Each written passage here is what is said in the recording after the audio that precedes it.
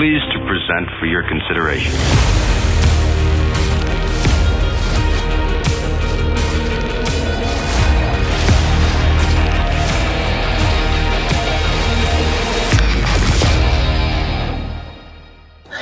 What's up, everyone? Welcome to the Jabberbox Podcast, episode 27.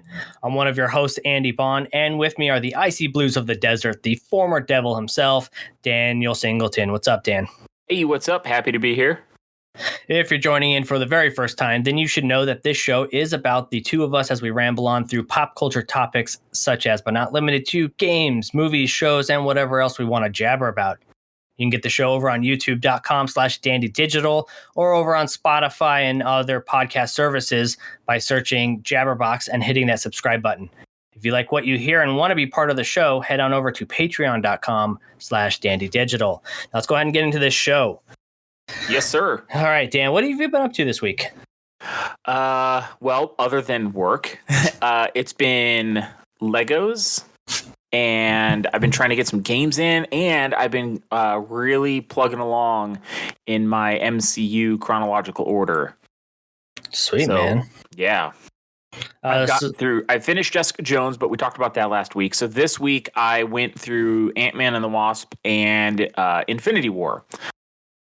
So now I have half a season, 2.5 seasons of Agents of S.H.I.E.L.D., and then Endgame. And then I can start getting into things like Loki and WandaVision and all that jazz.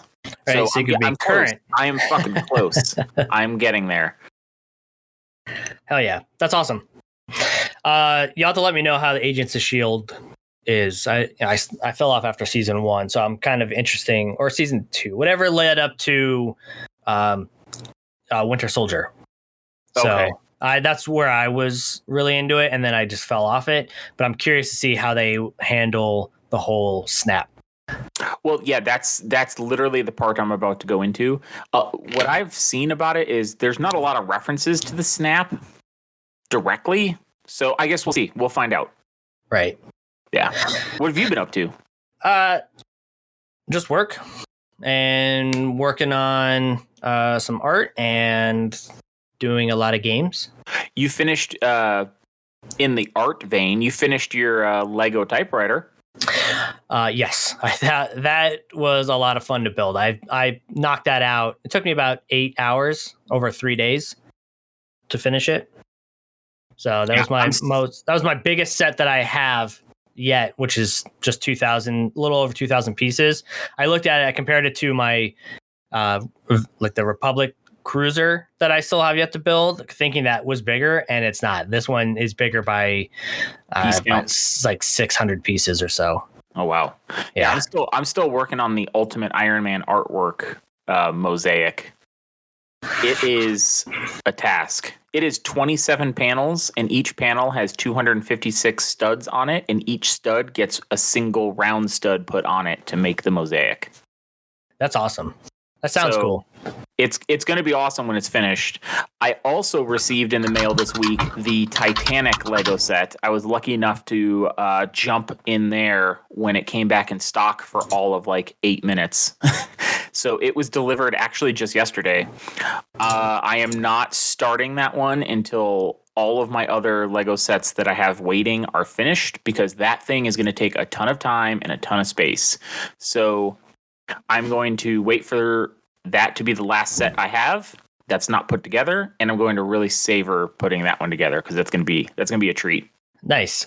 I did hear, because at work, some of my coworkers on my team wanted to have an update because like last week we have our team meetings on Fridays, so they were asking like, what do you guys have planned for the weekend? And I told them, I was like, because we had the 3-day weekend, I was like, I'm going to knock out this Lego set, and they asked for updates. So come Tuesday morning, the pictures I was sending out to the group as I was doing the set periodically, I just dumped it into our group chat.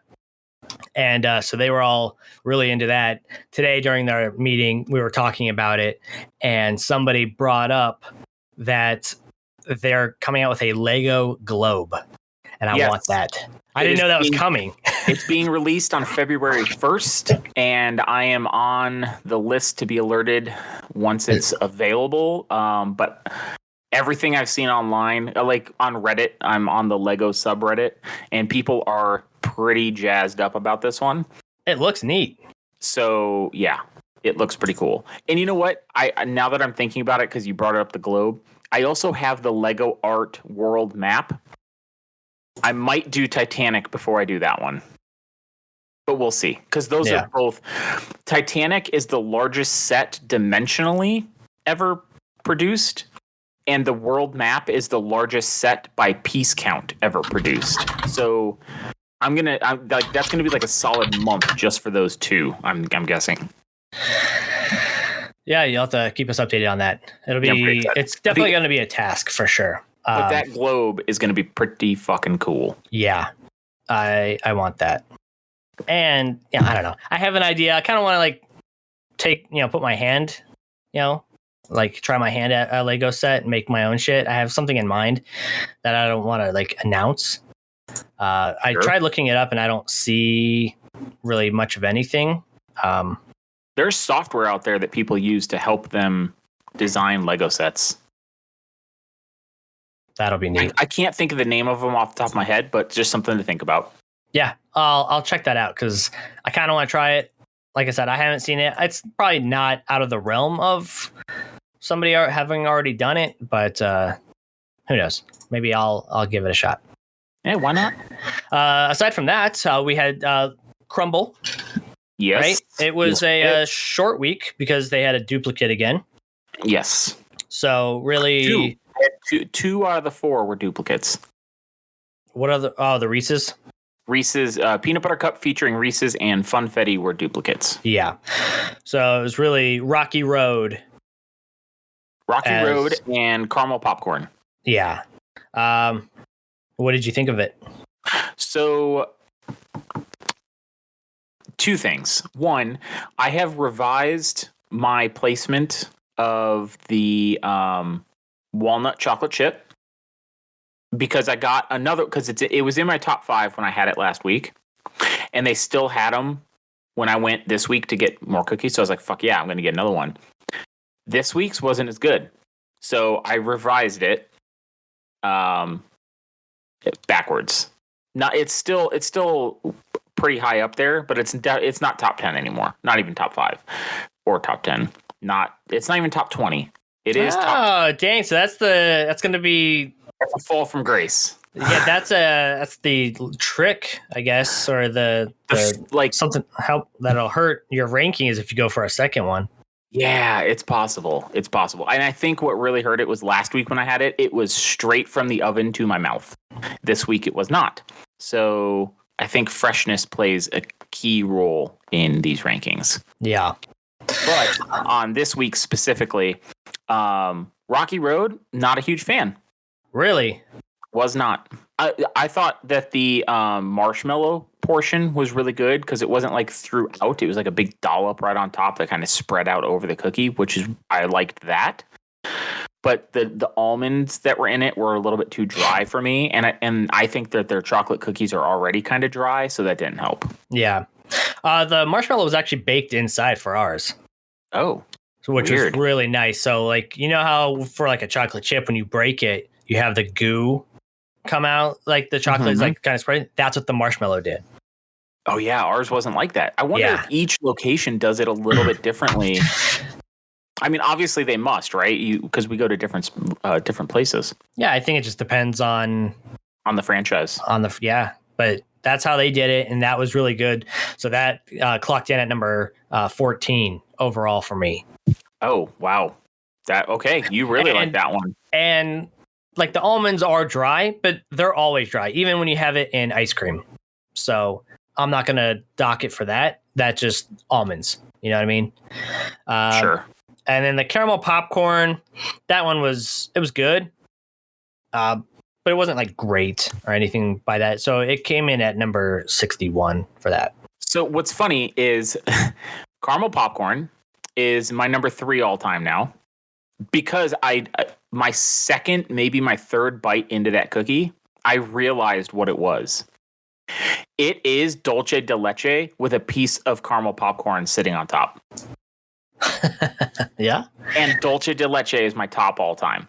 So when it dawned on me what that cookie actually was, I was like, oh fuck yeah! I hope they have more next week. Yo, game changer. Yeah. The caramel popcorn gave it like a nice crunch on a bite. I mean, there's not a ton of popcorn on it, so you only get that one bite. But it was kind of a nice little texture change for what it's worth.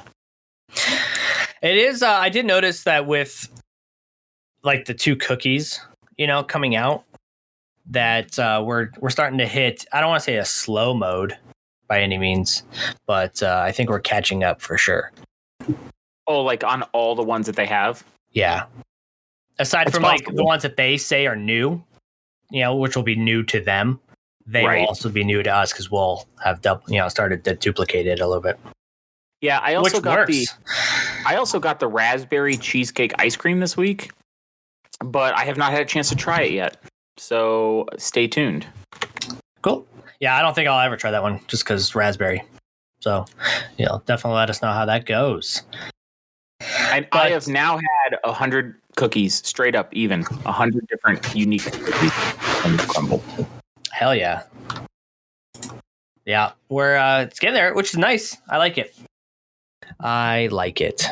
So moving on, right? Yes, sir. Before we get into the main thing, did you see what happened at the Italian Senate? No. Please, do enlighten. During what I think it was like a Zoom call, right? A Zoom meeting that they were having, somebody hijacked it and they played hentai.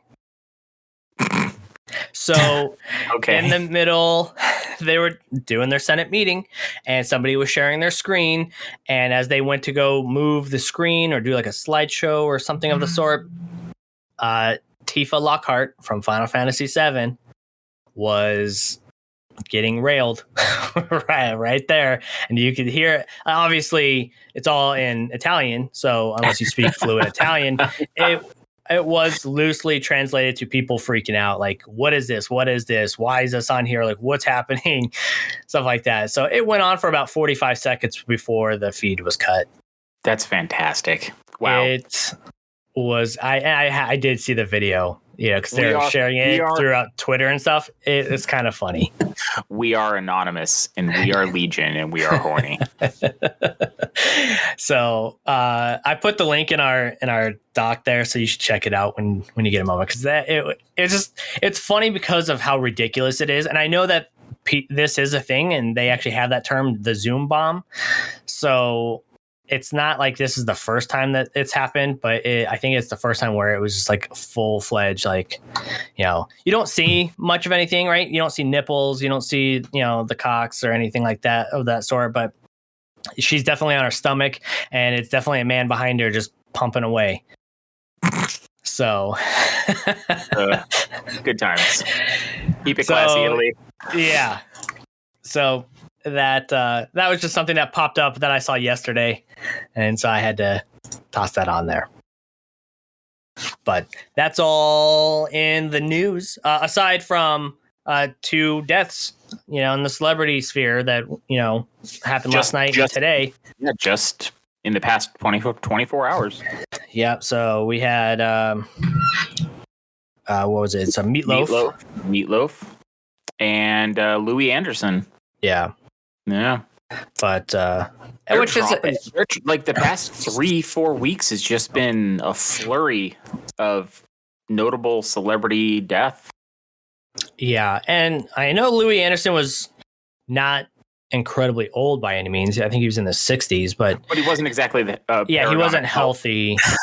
Yeah, so that's it's still a shame, He didn't, because he was in one of the films the shows that we were watching, right? So the movies that made us. I think he appeared in one of the horror ones, and he didn't look good there. But it's a shame that he was that he's passed away.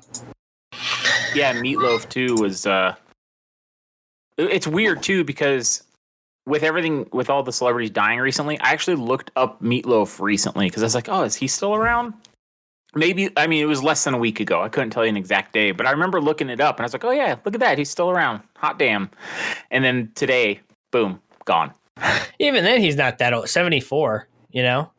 Yeah, I mean, he's not young, but he's not, in his 90s by any means. Yeah. I don't know what it was or if it was said. What was the cause, but I don't think it's come out yet. Or if it has, I don't know. So it's notable for sure. So let's go ahead and move on, right? Let's what have you been playing? So other than my usual PUBG, because I have a pretty regular crew that I run that with, I got a chicken dinner less than an hour ago, actually. I've been on the solo front. I've been playing Mass Effect Legendary on Xbox. I finished Mass Effect 1 just this morning, as a matter of fact, on Insane. So I am doing an Insane run for all three. I am using the same character for all three. I just started Mass Effect 2. So I'm not that far into it. Maybe one or two missions, not very deep yet.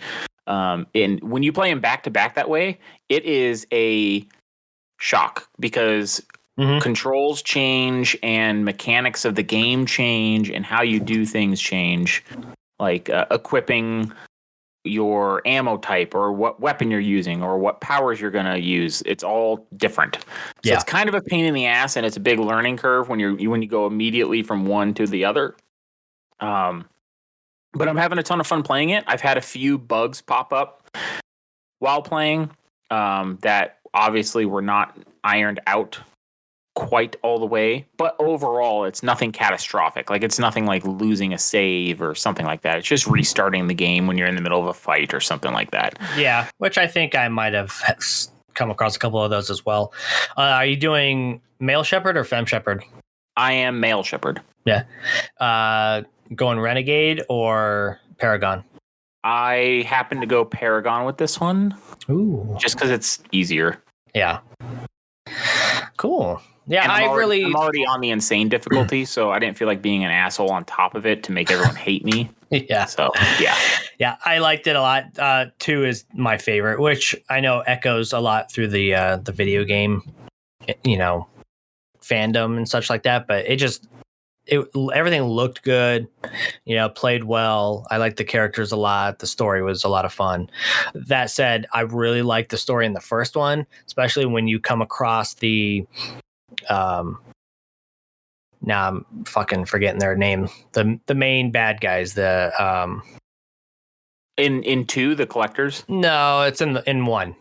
The Reapers. Saren and the Reapers and the Geth. Yeah, the Reapers. So I really like when we spoke with Sovereign at the end. I like the way he talks. I like like his voice was awesome and the way he spoke was really nice. And it was just like they did it in such a way where it's like it gave off that power of these creatures, and I was like, that's what captivated me. Like I was struggling at first in Mass Effect 1, right? Because I was like, okay, I'm doing a lot of Citadel running around and there's a lot of like mellow tones and mellow music going around and you're not really doing a whole lot, but toward the end or whatever, especially when you got the Sovereign and the way that he was speaking to you as Shepard, that got me. I was like, okay, I'm in.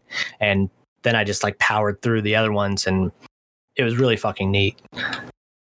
Yeah, that game took me around a week to beat. And I put like 35 hours in and that was completing everything. I completed every side mission. I explored every cluster and planet and moon and everything. Yeah. I did the same for all 3. So, especially with 2, when you have to do all the mining and stuff like that to make sure that your whole cast and do all your missions so that they survive at the end, the last mission. I was like, they're gonna survive. My ship's gonna survive. We're all gonna make it out of here. So. Yeah, which was kind of cool because when I jumped from completing everything in 1 is already paying off in 2 because I started with a huge amount of resources because I explored so much when I played through 1. Yeah. So, yeah, I'm already ahead of the game on that one, fortunately. Awesome. What have you been playing? So aside from Halo Infinite, so I did the new multiplayer attrition event, which isn't my favorite one, but it wasn't bad. It just depends on the team. So essentially you get so many lives and you keep respawning and keep going until you wipe out the other team. Do you get them as an individual or as a team? As a team. Okay. So that's why it's like, okay, we'll see how it goes. Because I mean, there's times where I was on a team where like, wow, we got our asses kicked, and then there's other times where we kicked the asses. But I was able to. So the attrition event does like the rewards. So it's kind of like, like the last one, it was all samurai type gear. So this one, it's kind of like cyberpunkish. So it's all like blacks and pinks and whatever. So I have like a mohawk, my character that's made out of light, looks like light spiked mohawks. And, I had like all kinds of crazy neon pink all over my armor and stuff like that. So I did all that. And then I did the whole weekly challenge in a day, essentially, like in a day and a half. So I knocked that out by Wednesday afternoon. Aside from that, though, I've been playing Tales of Arise. It's still that anime RPG game that I'm going through. I decided that I wanted to try to platinum it, and I'm only one trophy away from having it completely done. And now nice. I have to create, like, I have to craft 100 weapons, and I'm at 93 out of 100. And I figured out how, 'cause I couldn't find out anywhere online where it tells you, it just gives you a number. But I found out that the characters, when you look at their armor, like of craftable weapons, it'll say created or not, or it won't say anything. So all the ones that don't say created, I'm going after those. And I've noticed my ticker going up. So I'm going to have that done by this weekend. I'm going to have a platinum in that, which is really awesome because I really like that game. And I think give a year or so, I may want to jump back into it, and I'll probably play it on the Xbox and do it all over again. So it was definitely a surprise. I thought I was going to be like any other, RPG and just kind of run around and do what I wanted to do. I beat the story, and I did a couple extra random stuff, but I didn't expect to really take off and want to like plow through. Like today I did all the fishing holes. So I fished and, actually successfully fished 40 different fish types around the world. So I got that trophy today. And that sounds like a grind. The fishing actually wasn't that bad. After because I already got my characters all the way up to a level 100. And so in order to get one of the best fishing rods, you have to do like a solo battle in an arena with a certain character. And I went in there and just wiped the floor with everybody. And so I got that. And then I started fishing. And as you turn in the fish to the fisherman, like who wants to see their notes, you get different lures. Right. So I made sure I went to all the shops that sold them, bought all the lures I could, went fishing, turned the fish in. They gave you more lures. So like the lures, like they'll help you with the quick time events. And then you just catch them really fast. So I want to say it took me, 2 hours to do all 40 fish. Oh, that's it wasn't as bad. No, it wasn't as bad as I thought it was going to be. I thought that was going to be my last trophy because I thought that was going to be like a real fucking drag. And it was actually pretty enjoyable once I got going. But that's all I've been playing. Get those last 7 weapons. Get that platinum. Fuck yeah, man! That's my plan this weekend. Yeah, we got one of the kids' birthday tonight, so we'll do that. But I'll tinker away with it tomorrow and Sunday. I think by Sunday night I'll have it all done because I already have I took screenshots with my phone. I'm like, okay, I need this weapon. I need this weapon. That way I know which like whatever type, items that I need, like a dragon fin or, a scale from this creature or whatever. So then I can just look it up, go after it, collect them all, and then just do all the crafting at once. So hell yeah. Yeah. But enough about that, right? Let's get into the meat of the week, right? Xbox purchases Activision Blizzard for $68.7 billion. Cash money. Holy fuck. That's not stock. That is straight cash. Yeah. So this was announced on January 18th. So what, 3 days ago? Yeah. Yeah. 3 days So ago. announced on, this article from IGN, announced on Xbox Wire, the deal means Xbox will soon own the likes of Call of Duty, Warcraft, Overwatch, Diablo, Tony Hawk's Pro Skater, and much more, including a lot of the platformers that I love, like Spyro and Crash Bandicoot. And dude, I looked it up. There are so many fucking games. This purchase is a Disney buys Star Wars and type purchase. You know what I mean? Or no, I'm sorry. Agreed. Disney buys Fox. Yeah, agreed. That's what this type of purchase is. This is market shifting for sure. Yeah. Now, I've actually been listening to a number of podcasts. I've been checking out some shit on like Twitter and just random different websites. The gaming economy, the gaming, community is seriously half and half on this being a good thing and this being a bad thing. Whether you're an Xbox fan or a PlayStation fan or even a Nintendo fan, it is fucking all over the board. Where some people you would think were going to be into it because they're really into Xbox, they're against it. You know what I mean? There are certain people that are really into PlayStation that are for it.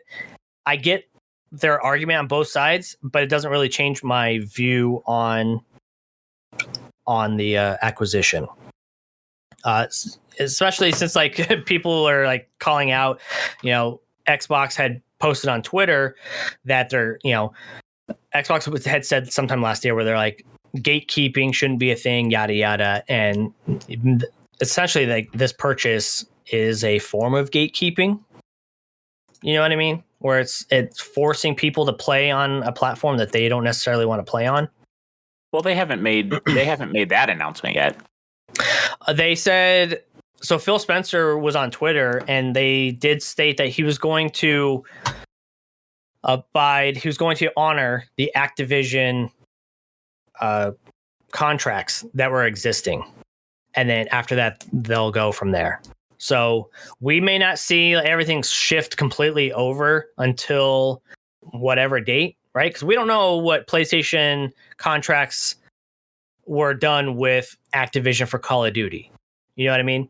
Because I know, and we'll say Call of Duty, regardless of if you like Call of Duty or not, you can see it from last gen and this gen, and even the gen before that, where between Xbox and PlayStation, you got a lot of money, but they did different things, right? On the 360 and PS3 era, Xbox got the maps first for multiplayer. When it switched over to, say, the PS4 and the Xbox One, that switched over to the PS4. So PlayStation was getting these earlier maps, right? So it's timed exclusive type stuff.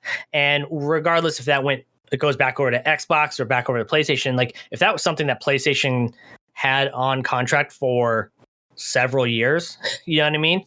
Say if you for the generation of PS5 and Xbox Series X, right? Because that's 8 games or so. Because if it comes out yearly, right?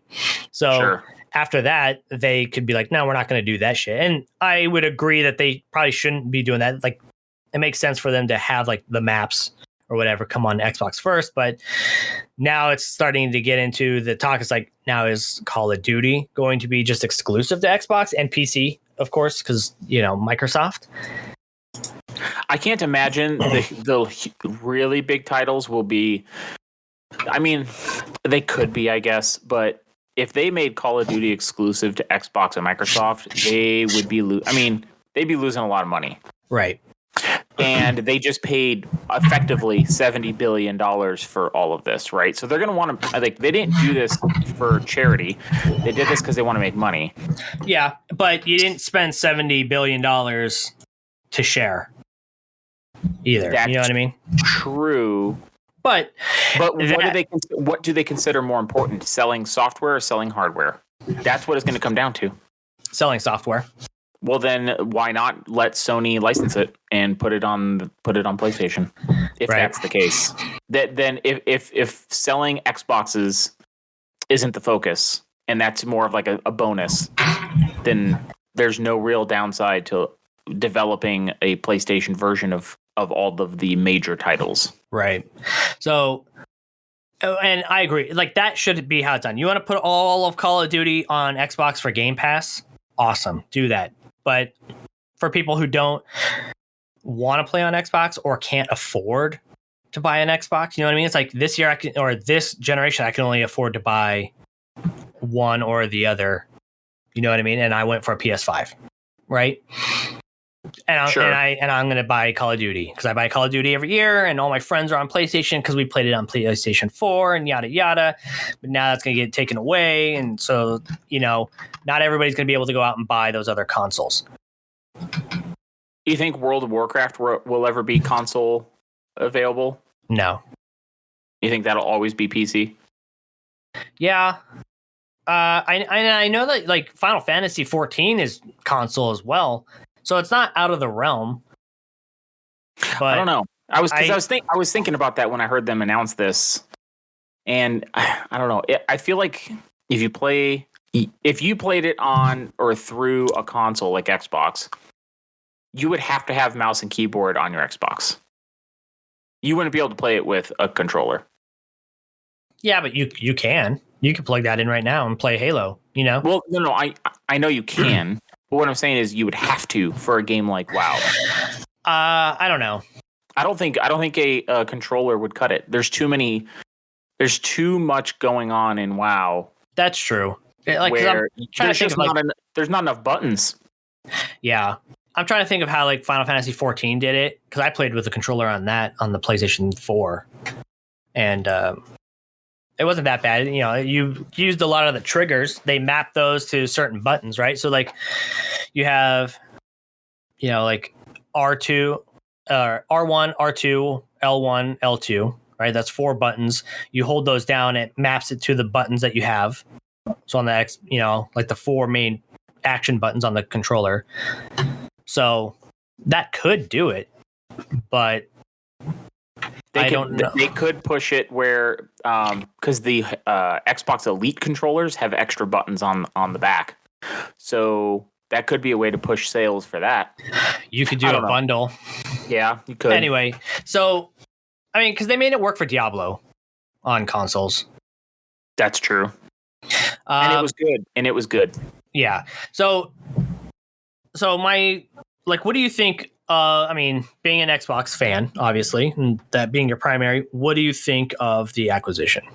I'm excited for it because it's going to make, for me personally, as somebody that plays primarily on Xbox, it's probably in the long run going to make accessibility to games I wouldn't normally even consider playing because I'd have to pay. Probably going to make that easier for me to access those games and play them, because most of these are probably going to end up on Game Pass at some point. Right. So, yeah, I'm excited for it personally. Like, I would probably never buy if they developed another Tony Hawk's Pro Skater game, I would not go buy that. Maybe 14-year-old me would have. This age, not so much. But if it's on Game Pass, I might be like, you know what? Screw it. Why not? What do I have to lose? It's on Game Pass. Right. So it'll make accessibility to games probably a lot easier and faster. So I'm personally excited. How about you? What are your feelings? So I'm not thrilled about it, right? Because I primarily play on PlayStation. So what I had said too when somebody had asked me, I was like, from a gaming standpoint or a gamer standpoint, it's not great because I enjoy playing. So Activision Blizzard also owns BioWare, right? Or no, that's EA. So never mind on that one.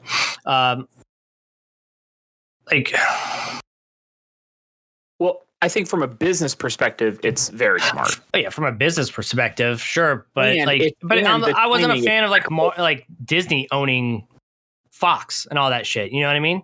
Like, what have they really put out that Fox, like the Fox properties? What have they done since then? Nothing. They sat on it. Nothing yet. Yeah, but Again, when Disney acquired Fox, I believe that they took a similar approach to what Phil Spencer was mentioning of we're going to honor what's in place already, but once we get to the point where those are done, then we're going to go from there. So I think we're still waiting on some of those things to happen. right. And well, I mean, we'll see. So the whole thing, like with Bethesda, like honestly, I didn't really give a shit because I don't play Bethesda games, right? But I can see the argument where people were upset that the Elder Scrolls is a huge series, and that's going to be taken away from PlayStation. I do see that happening. They're going to put the next Elder Scrolls out because that's probably already contracted, right? But in the realm of like Starfield, that's going to be exclusive. You know, where it's like they're like, hey, we're coming out with Starfield. Everybody was stoked about it, and then the purchase happened, and then like half the people essentially are getting cut out of that. You know, whether you think it's going to be a software thing, not everybody has a gaming computer. Like I said, not everybody's going to have an Xbox. You know, and not everybody has the internet that if they come out with a dongle to stream it, they're going to be able to handle that. So I do see that there's going to be a shift. I think a lot of Xboxes will be sold this holiday over PlayStation. Yeah, I can see that one. So, I mean, we'll see on where that goes. I'm not a fan of the whole exclusivity. You know what I mean? And it's not out of the realm where Xbox can put these games on other consoles. They've put out a number of those games on Nintendo's console, right? And for stuff like Minecraft, I think there might be one other one that was on PlayStation, and it's still on PlayStation. Now, like, I think a lot of it's going to have to deal with a deal that they try to brokerage between all the companies and who gets a cut of what and this and that. So we'll see.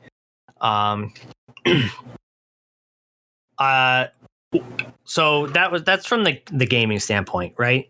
So the one thing that was bothering me a little bit about it is they purchased a publishing company as opposed to a studio, right? To be able to buy all these IP. Instead of buying a studio and creating your own IP, they just kind of swept the rug out from everybody else. That's how I see it. Well, it's easier to do that. You know, why reinvent the wheel? You already have things that are well established, and from a business perspective, it's going to be cheaper and more lucrative in the long run to capitalize on things that are already established and popular and things people like. Yeah.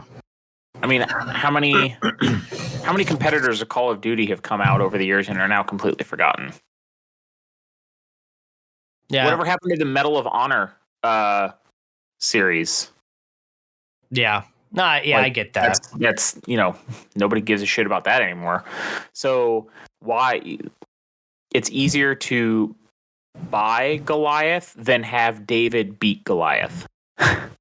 Yeah.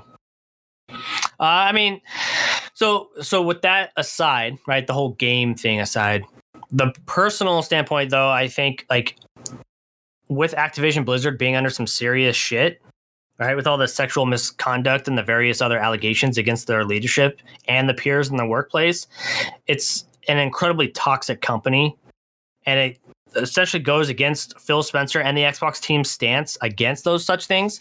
Now, I do see the argument, and I have seen the argument where people are saying that, go buy the company and then force them out. While that is something that they might be doing, especially with the CEO, Bobby Kotick, right? It's that guy's going to be making so much fucking money off of this deal, even if he gets forced out, which, like, there's no justice for the shit that he's pulled. You know what I mean? Is there ever? Yeah, fire his ass and don't give him his pension. I'm not saying he should or shouldn't. I'm just saying that, it's not a wholly unique situation where some scumbag gets away with a lot of money. But long term, he wouldn't be there to continue the shenanigans and bullshit that he's been doing. No. So it's not going to happen overnight either. Like, They're not going to just acquire it one day and then the next day he's gone. It's going to take, some weeks and months to really clean house. And it is impeccable good timing for Microsoft to make this move, because now they get to come in and go, be the heroes. Yeah, look, we have made the gaming development, programming, everything. We've made it more friendly for a more diverse workforce. We're the heroes. Now come buy an Xbox so you can play Call of Duty. Yeah. Yeah, so they'll be doing it. And like you said, it's not going to happen overnight. I mean, there was an email that went out from the company to their employees that essentially said it's going to happen sometime in Microsoft's fiscal 2023 year, ending June 30th, 2023. So it could be anywhere from June of this year to June of next year is when we'll start seeing everything settle. They still have to close this deal, too. Like, this isn't even done yet. Yeah. So I think if I remember correctly, Activision Blizzard's shareholders have to approve this purchase. So I think that's the step we're on now. That's true, because they are a publicly traded company. Yeah. So it's not even done yet. This is just, hey, we want to do this. This is how much. Take it to your shareholders and let them vote. Is it going to pass? Probably. But I mean, crazier shit's happened. So it's not done yet either. Yeah. Yeah, it's definitely going to be crazy. You know, in a blue sky world, you know what I mean? Everybody would still be able to play on everything, but I know even with Xbox putting out a tweet, which I totally see what they're doing with this one. They Phil Spencer was saying that this week was filled with meetings with PlayStation because he respects their relationship. But I see that the writing on the wall. I see the flag on that one. Like, he's getting ahead of everybody to say, we're talking with PlayStation. We had really good, meetings. We had really good outcomes of these meetings. And then when PlayStation's like, no, we're not going to be putting Game Pass on our console and this and that, everyone's going to be like, what the fuck? PlayStation will be the bad guy on that one. Yeah, that's one way to play it. And that's because, all, I mean, this is all a game at that high level. Yeah. But we know Game Pass will never be on PlayStation, especially with PlayStation doing the reformatting of PlayStation Plus and PlayStation Now to try to do their own competitive Game Pass equivalent. Yeah. So we'll never see that on PlayStation. Those two, Xbox and PlayStation, will never get along that well. You know what I mean? They're like estranged uncles that get along with your parents. And Sony took a pretty big hit in the market the day after this was announced too. They lost $20 billion in market cap. Yeah, which is about 13% in a single day, which is huge for an individual stock. Right. Especially one so well established as Sony. Yeah. I mean, this isn't some like unknown company that, started just a couple years ago. Now, that's true. Like, I'm not too worried about the stocks. I've seen companies fucking tank or, in a day like that. We saw that with Tesla. We've seen Nintendo do it. I think we even saw Xbox do it with, during the Xbox One era generation. You know what I mean? So it's not that they took a hit. It's how they come back from that hit. You know what I mean? So I think yes, I think it's how they answer it now. You know what I mean? But it's still an indication of what investors and the public in general are how they view it. Yeah, which means that the whole Game Pass, equivalent that PlayStation is working on needs to be as good as Xbox. You know what I mean? They need to be able to do day one releases on there. They need to be able to do like a back catalog, which they are working on. They are working on, like, I forget the fucking term that Mark Cerny said for, their backwards compatibility to bring PlayStation 1, 2, and 3 games to the, to the PS5, which already has PS4 games on there. So they are working on it. They just need to make sure that it is as smooth as Xbox's Game Pass. Because, everyone says that that's the best deal in gaming, and I'm inclined to agree with that because of how easy it is, and you know what I mean. Like I'm playing Halo Infinite and Forza Horizon 5 without having to pay $60 or whatever the cost is for new gen games. Sure. So, and that's for $60 a year or so. So it really depends on how they answer that. You know what I mean?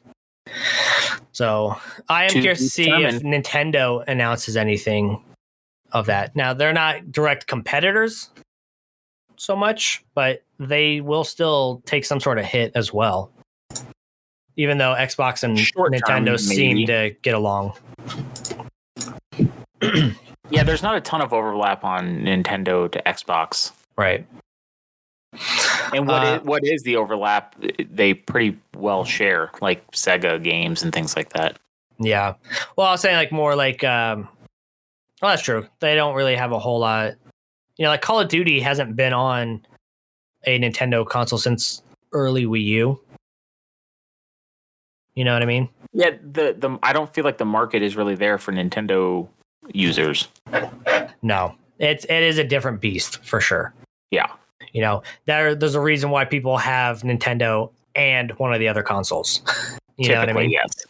So I honestly probably would never have bought a Nintendo system if I didn't have kids. Yeah. So yeah. So it'll be interesting for sure. I don't know. Like I'm not cautiously optimistic on it. I'm like cautious as to what's happening. Now, somebody like me who gets all the consoles, it's whatever in a sense because then I can play those games on there if I wanted to. But I like playing on my PlayStation. I like playing those games on my PlayStation. You know. So I saw some people were asking like, how do you handle your games? Like what's your primary, how do you divvy up your games? And I'm like, essentially PlayStation is my main console. I play all my first party PlayStation games there. I play all my third party games there. I have the Switch for first party Nintendo games and the occasional indie game that is like multiplayer. And then for Xbox, it's their exclusives. And then the occasional random game that I want to try out that I don't need to necessarily buy right away for PlayStation, because I'm like, I don't know, like reviews are iffy, but it looks good, but I'm not sure how long I'm going to like it. So I'll test it out. That's my testing console essentially. And then I'll go and get it on the PlayStation. So yeah, why buy the cow when you get the milk for free? Yeah. But I don't mind spending the money. You know what I mean? It's just, especially with games going up in cost, like nobody does demos anymore for whatever fucking reason. That's true. I haven't seen a demo in a long time. I hadn't thought about that until you said it. If you put demos out, then like I wouldn't need to utilize something like Game Pass so much. Might be part of the reason you don't see them anymore. Yeah. That might be part of contracts now with major, Sonys and Microsofts of the world where they say, we want to put this on Game Pass, so you can't put a demo out because we want people to buy Game Pass. Yeah. But we'll see. I mean, Nintendo's done demos. They've actually done it in a way that I like, where it's like, here's a demo, play it. We'll get feedback from you. Also, whatever you do in that game, or at least for most of them, whatever you do in that demo is going to move over when you pick up the game. So you don't have to restart and do all that shit, which is nice for like Bravely Default, another RPG, which takes some time. Like I sat there on the demo and I leveled up my characters after a while, so then when the game started, I was like, fuck yeah, let's go. So it depends on how you do it. So like with Xbox and the Activision Blizzard acquisition, it depends on how they handle it. With PlayStation and their whole stock drop, it depends on how you're going to respond to that. But it is funny to see like Phil Spencer make a certain post where it seems like he's doing I've always liked Phil Spencer. This isn't like me calling him out or whatever, but it is funny to see where it's like, oh yeah, we had great meetings. So he's setting it up. He's being very businesslike in a manner that makes it very friendly. And it's funny to see where it's like, now we're starting to see it as a corporation. You know what I mean? Sure. Well, that's what they are. Yeah. Well, there's like I don't know. It's just, I guess, your viewpoint. You know what I mean? Like, everybody's a corporation. You know what I mean? It's corporate America. It's that type of thing. But when you start acting like a corporation, I start rejecting the idea a little bit more. You know, it's like banks. You know, banks will never be the people that want to help you out. You know what I mean? The only people that, yeah, exactly. So, like, we'll see. Is this a gaming bank? But kind of. So then I also started thinking, right? What would be an appropriate answer for PlayStation? Right? They're not going to have the funds like Microsoft has. Right? It's not just Xbox; it's Microsoft. Right? It's not PlayStation; it's Sony. So what would be an interesting way to answer this? Now, if you look at what Xbox is doing, they're purchasing a lot of Western gaming, Western publishers. So would it be almost interesting or smart of Sony to try to purchase a lot of the Eastern type companies? You know what I mean? Like your Capcoms, your Square Enix, you know, stuff like that. Do you try to go for Konami and work out a deal where you own those games like Castlevania and Metal Gear and all of those, you know, all those ones? You can still make your pachinko machines. That's going to be part of our contract, but we get the rights to the games and do it that way and try to make purchases of that kind of stuff. You know, I'm sure it's something they're probably looking into. You know, dominate the. You know, I mean, they're already based in Sony's based in Japan, right? Not South Korea. Right. Yeah. So, yeah, dominate the Japanese game developing companies.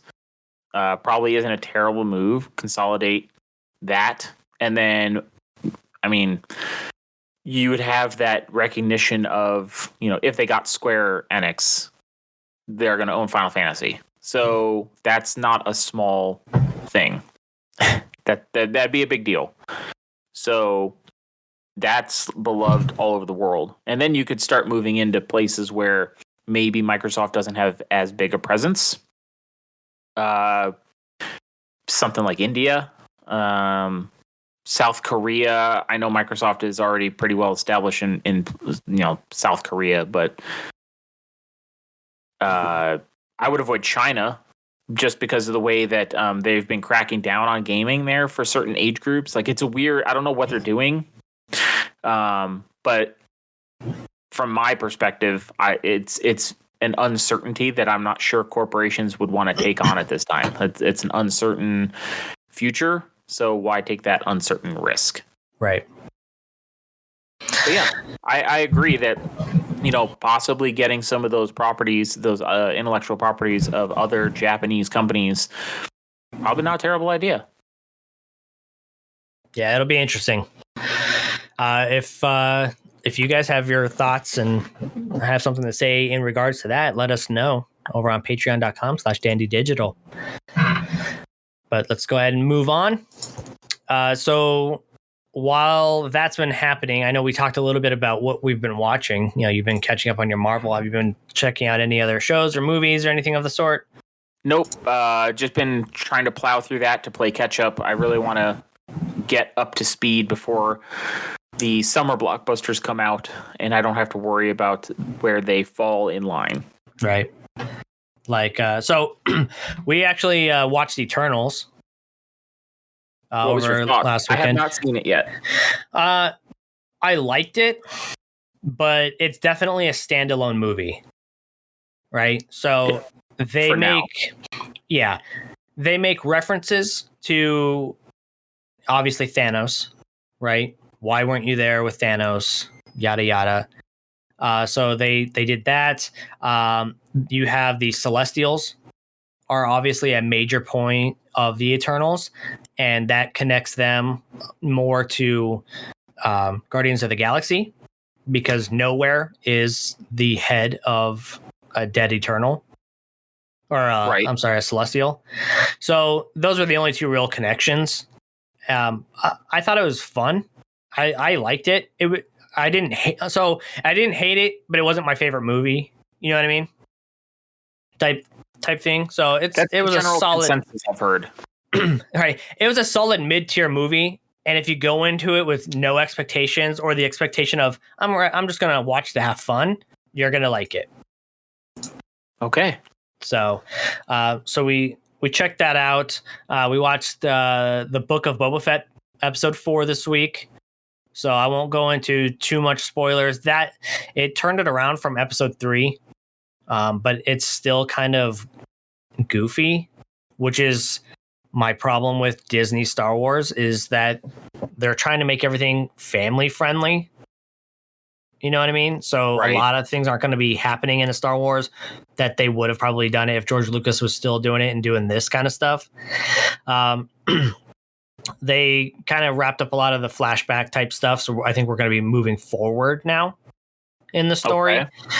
My one gripe is, it's not really a spoiler. So Boba Fett is trying to figure out, where something is, and he goes to the Sarlacc pit, right? Because it's on Tatooine. Awesome. And the Sarlacc pit is holding down his ship, which I thought was not characteristic of the Sarlacc. You know what I mean? I was like, it would have done that to Jabba's skiffs. Yeah, would have done it to the skiffs, would have done it to the sail barge. Lando hanging on the side, trying not to get dragged down. That would have not been a thing. He would have just been yanked in there like it was no fucking tomorrow. True. So the inconsistency it gets to me a little bit, but that's being a Star Wars fan or a fan of a lot of different things when they don't get something right. Disappointing. Yeah, so I mean, it was fine. I liked it, but it's not what I thought the Boba Fett show was going to be. So, I mean, we still have a number of episodes to go, and they could turn it around, which some shows have done. But it's okay, is my consensus right now. But episode 4 was better than episode 3. So episode 4 was definitely better than episode 3. Episode 3 was fucking trash, I think. Baby steps. Yeah. An improvement is an improvement. But it's not like they can do anything about it. It's all it's all filmed. It's all ready to go. So it is what it is. And we can only hope that they do it better for season 2. That's a lot of people are trying to go online and try to next episode should be better. It's already done. You know what I mean? Like, they're not just going to be like, oh shit. Yeah, you're right. Let's get back in there, guys. Let's refilm it. Let's do whatever. It's not a sitcom. Yeah, it's not filmed. Yeah. It's not filmed weekly. So we'll see. But we did watch the Moon Knight trailer, which will be coming out March 30th on Disney Plus. I don't know shit about Moon Knight, but I like the trailer. Yeah, the trailer looked cool. And I mean, I did just some brief reading up on Moon Knight, and from what I've heard is he's a SHIELD agent in the comics. He's a SHIELD agent that was undercover for a certain amount of times, and he started developing, like a schizophrenic, multiple personality disorder. And that's how he chooses Moon Knight, and that's how he has different weird, blackouts. But that is it. You know what I mean? Like, even my description of Moon Knight is very, unsolid. You know what I mean? So the description I came across was, because I don't know really much about Moon Knight myself. Heard of it, that's about the extent of it, up to the trailer. So when mercenary Mark Spector was attacked and left for dead in the Egyptian desert, he was given a second chance at life by the god Khonshu. In exchange for his life, Spector became the avatar of Khonshu and the protector of those who travel by night. Spector returned to New York and devoted his considerable fortune to becoming a costumed crime fighter and defending the innocence of the city. So he's Marvel's Batman. That's what that sounds like to me. Yeah. He's a lesser Batman, because Iron Man, I guess, would be the Batman. Yeah. There is a caveat to that, which is what you were talking about. There's just one problem. Few people believe Mark Spector was actually visited by an Egyptian moon god. Spector also suffers from dissociative identity disorder, periodically lapsing into other personalities like streetwise cab driver Jake Lockley and millionaire playboy Stephen Grant. So, if anything, it's going to be fun to watch. So, yeah, I mean, I'll watch it. Shit, I'll learn a lot because, like I said, I don't really know about Moon Knight. I haven't read Moon Knight comics. It's a known entity, but not something I'm familiar with. Yeah. Cool. I think you'll actually be all caught up, hopefully by March. God, I hope so. I don't know. We'll see. We will see. 2.5 seasons of Agents of S.H.I.E.L.D. is not a small amount of... That's true. You got two seasons, a movie, another like 4 shows. Yeah. So, but those are only 1 seasons and they're like 8 episodes, so you could power through those pretty quick.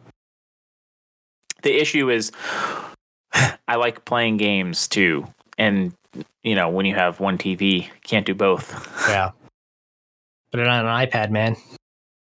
Yeah, maybe. I have done that. And been a few times I've done that. Yeah. But in other news, King of the Hill is coming back, which I'm pretty stoked about. I really like King of the Hill, but we don't know if it's going to be a reboot or a sequel series. It's just coming back in some fashion. So, which will be, it's going to be interesting. I know that they did that with Beavis and Butthead, but Mike Judd.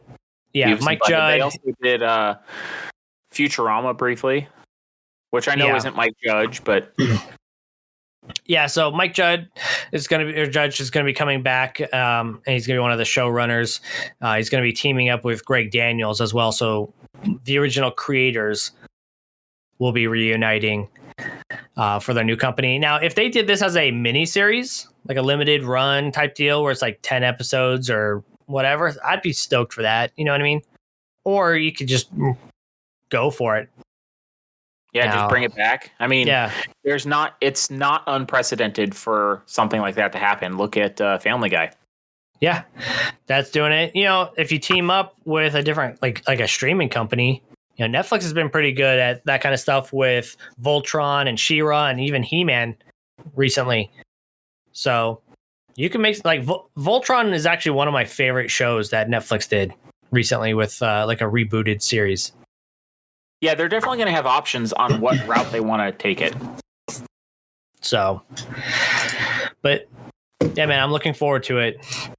So anyway, but that's it. That's all I got for TV. Anything else you want to jump in on? No, not really. I mean, it's been pretty standard fare over here. I mean, we're just watching, really the only TV I've been watching other than, the MCU stuff I've been catching up on is just NFL playoffs. Yeah. Good job, Cardinals. Yeah. Way to shit the fucking bed. Fucking. I don't think Cliff Kingsbury's the guy, sadly, but I also know he's not going to get fired. Yeah. Because he has improved their record every year that he's been head coach, but I don't think getting to the Super Bowl and winning, I don't think he's the guy, personally. It might be if the clubhouse or whatever you call it, decides let's put a little bit of extra money to try to get some extra people in for the draft. If we can get a couple extra people that are really good, we have a shot. So yeah, Keim doesn't have a great record at the draft. That's the problem. Yeah. So I guess we'll see. But we still have the Suns. The Suns still have the best record in the NBA. So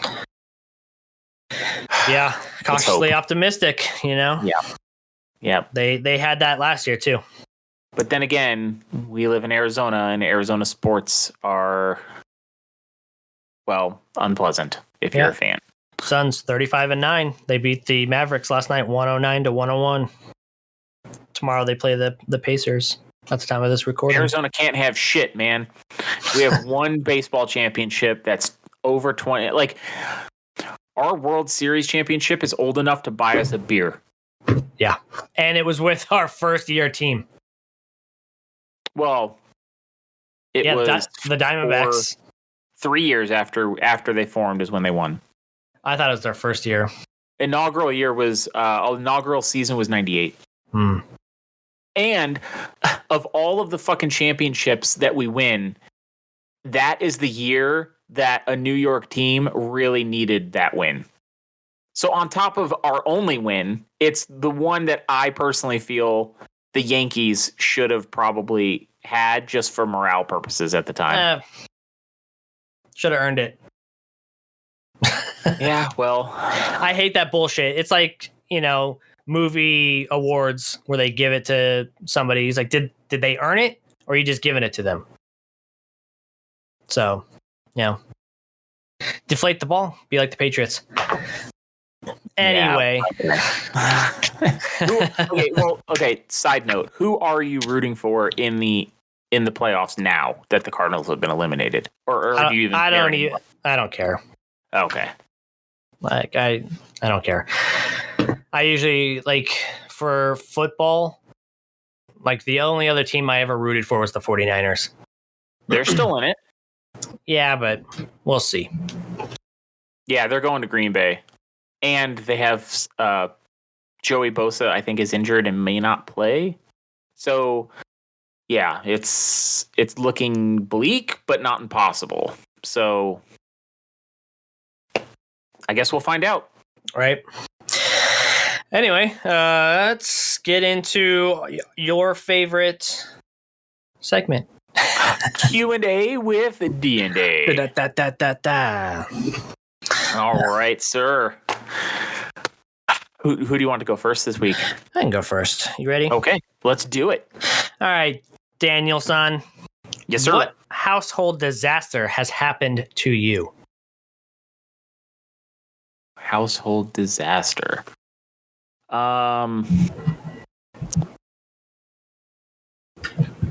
Okay, so within 6 weeks, and this was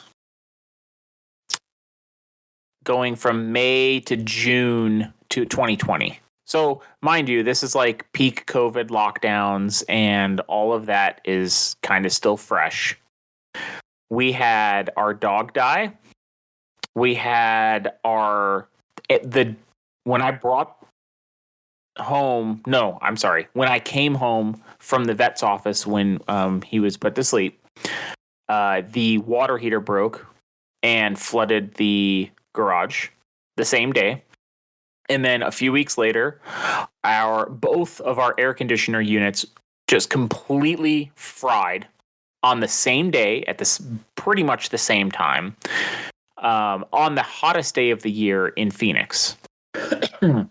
So that was not. Oh, and my truck broke down all within that 6 week period. So it ended up being something on the order of like $25,000 to fix my truck, put the dog to sleep, get the water heater repaired, replace the air conditioning unit. Like, it was a fucking disaster. Like, that was a disaster. Metaverse. Oh yeah, it all came together at once. I hate when a plan comes together. So yeah, I think that's the pinnacle. Like, I am tapped out on lifetime household disasters coming all at once like that. I'm done. Right. I think mine would be coming home from work and pulling the trash cans up into the garage, and it sounds like it's raining, but it's Arizona, so it's sunny outside. When I open up the garage, one of the toilets flooded in the kids' bathroom. Like, they flushed it and then left. Didn't realize that it didn't quite go, and so it spent 8 hours just overflowing into our house. Whew. So it ruined everything in my office closet, or a lot of stuff. It ruined a lot of my stuff in the garage and boxes. And it wasn't just like water that I could try to air it out. You know what I mean? It was toilet water. So I had to throw it out. Yummy. Needless to say, I was incredibly unhappy. Something similar happened at work literally 2 days ago. not to me directly, but in one of our waiting rooms, a sewage pipe in the ceiling burst and completely and instantaneously flooded the waiting room. So that was pretty gross. I'm glad I wasn't there when it happened. I happened to be walking by later and saw the crews, repairing and cleaning, but there were some people that got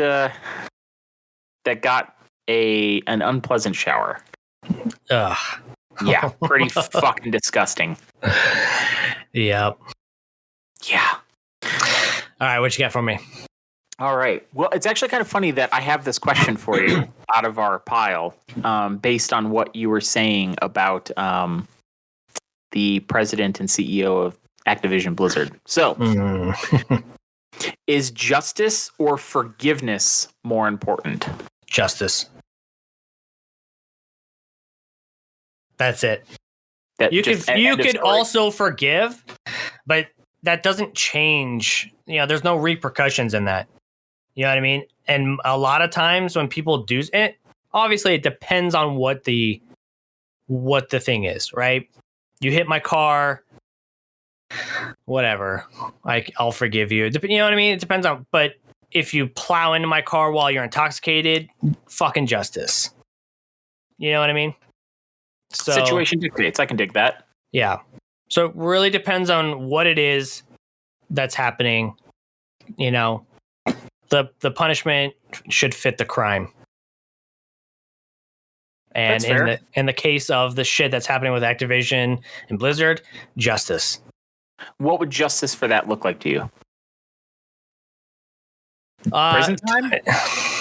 Not necessarily. I mean, I don't think he's. It depends. I don't know what he's done specifically. Like, did he actually? Was it shit that where he's like? Was he the one walking around the office slapping asses and doing that kind of stuff? But are you purposely holding people down, metaphorically in their position? Are you until they decide to give you something that you want? That's like a sexual favor. You know what I mean? Or are you the type of guy who invited one of the employees up to get to know them better and you ended up raping them or something? You know what I mean? Sure. So there are different degrees and there are justices for each one of those. So keeping him in there right now, it shouldn't the stockholders alone should not have agreed to keep him in there. They should have kicked him out. Well, that kind of thing is usually not up to stockholders. That's the board of directors. Well, the board. The board kept them on. Sure. It was brought up in the board, and they ultimately agreed to keep him. So the board didn't give a shit about the employees either,